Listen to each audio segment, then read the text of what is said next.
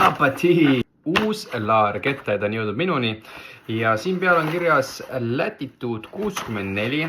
Ei, need ei ole mulle saadetud, need on ostetud ikkagi. Me teame, et nüüd on Latitude'i all palju maailmameistreid.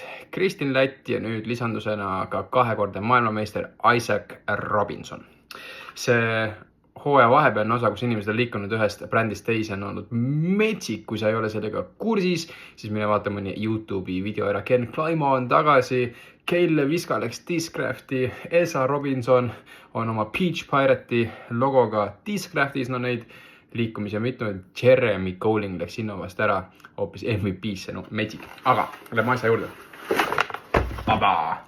Isaac Robinson, kahekordne maailmameister ja alustas rivedega enda signatuurseeriat Limited Series Isaac Robinsoni rived.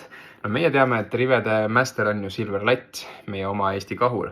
Ma ei tea veel, kuidas need lendavad, kui ilmad lähevad natuke paremaks, ma lähen testin ka neid teie jaoks, aga no vaadake seda.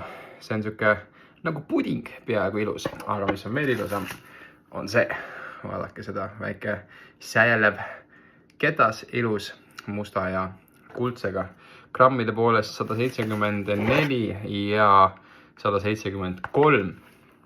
Nii et kaks sellist rive, ma arvan, et must läheb mul kappi ja valge läheb proovib loopimiseks. Ma proovin teha võrdlust ka siis nende rivedega, mis mul juba on olemas. Ja siis ma võtsin endale veel, sest see nägi äge välja, sellise, mida nad kutsuvad Vapor Kitiks. See on Disc Golf Valley, ehk siis telefonist saad mängida diski.